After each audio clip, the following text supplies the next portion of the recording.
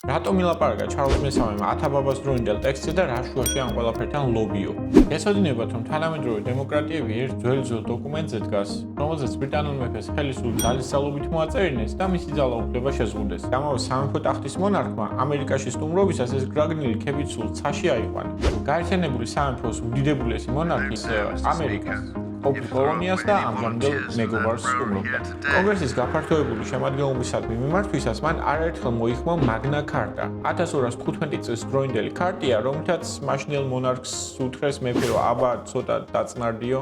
მთელი ირონიაც ეს იყო, მეფე იდგა და აქებდა დოკუმენტს, რომლითაც ამავე მონარქის ძალაუფლება შეზღუდეს. და მაინც რა არის ეს მაგნა ქარტა? ისტორიულ წიაღისეულებს რომ არ გავყვეთ, ეს დოკუმენტი დღესაც გვეუბნება, რომ ძალაუფლება კარგია მხოლოდ მაშინ, როცა მას მიჯნა გააჩნია. საზღვრების მქონე ძალაუფლება კი სწორედ ის არის, რასაც პარლამენტარიზმს ან უბრალოდ დემოკრატიას უწოდებთ. როგორც ჩარლზმა განმარტა, ეს ქარტია ბრიტანულ კონსტიტუციურ მონარქიას ამერიკის კონსტიტუციის ფესვებთან აკავშირებს, რის გამოც ბრიტანეთი და ამერიკა უბრალოდ კაი მეგობრები კი არა, ერთი სამართლებრივი ოჯახის წევრები არიან. მაგნა ქარტა ბრძანებს, რომ საჭიროა თვითნებური ძალაუფლების შეზღუდვა, რომ არავინ დგას კანონზე მაღლა მონარქიც კი და რომ სამართლიანი მართლმსაჯულება ყველას უფლება.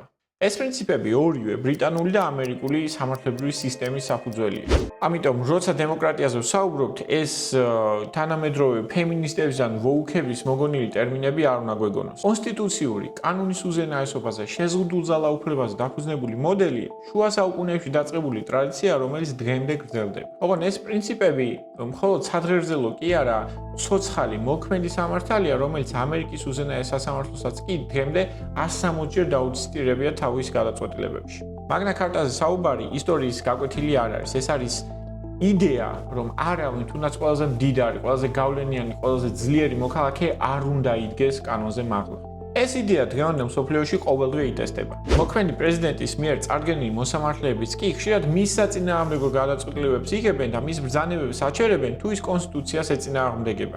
ნებისმიერი უმრავლესობით არჩეული ხელისუფალი კანონის უზენაესობით უნდა იბორკებოდეს, თორემ ერთვენიერ დღეს შეიძლება დაფიქრდეს კანონები რაში მჭირდება, მოდი მათაც პრემიერის მრჩევლად გადავიყვანო. თუმცა, როგორც ჩანს, ატლანტიკის მეორე მხარეს ამ პრინციპებს ცოტა ალმაცერად უყურებენ. კონსტიტუციასა და ხელისუფლების შებოჭვის პრინციპებზე მეტად ჩარლზის მასპინძელმა პრეზიდენტმა უფრო მეტად კულტურულ და ცივილიზაციურ არგუმენტებზე ისაუბრა. ტრამპმა ახსენა, ამერიკელ და ბრიტანელ ხალხს ერთი და იგივე ფესვი აქვთ, ერთსა და იმავე ენაზე ვლაპარაკობთ და ერთსა და იმავე ცივილიზაციას ვიცავდით, წითელი, თეთრი და ლურჯი ტყუპი დროშების ქვეშ. და საერთოდაც იქამდე დიდი ხნითადმე სანამ ამერიკელებს სახელმწიფო ან კონსტიტუცია ექნებოდა, ჩვენ ჯერ საერთო სარწმუნოება, ხასიათი და კულტურა გქონდა. მეტის ანგლო-ამერიკელთა საუკუნოვანი მეგობრობა ტრამპმა სისხლის მიერ ძმობამდე დაიყვანა. ამერიკელი ერის დაფუძნება მან იმ ქალებსა და კაცებს დაუკავშირა, ვინც ამ მიწაზე მანამდე 2 საუკუნის განმავლობაში ფუძნდებოდნენ და ვისაც სული ბრიტანელთა კეთილშობილებით ჰქონდათ გამსჭოლულიო, ვის სისხლებშიც ბრიტანული სიმამაცე მიედინებოდა და ვისაც გული ბრიტანული რწმენით უძგერდა. მოკლედ, ამერიკელი პრეზიდენტისთვის საუკუნოვანი ძმობა წინაპრებზე, სისხლსა და გენეტიკაზე გადის, ხოლო ბრიტანელი მონარქისთვის საერთო იდეალებზე, ხელისუფლების შებოჭვაზე, თანასწორობასა და ყველა ადამიანის უფლების პატივისცემაზე.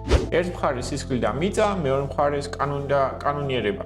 ერთ მხარეს შენიანების და შენაირებს უპირატესად დაფასება, მეორე მხარეს კი ყველა ადამიანის უფლების პატივისცემა იმის მიუხედავად თუ რა რწმენისა, რა წარმოშობისა და ვისკენ იქნება ივნისში მსოფლიოზე.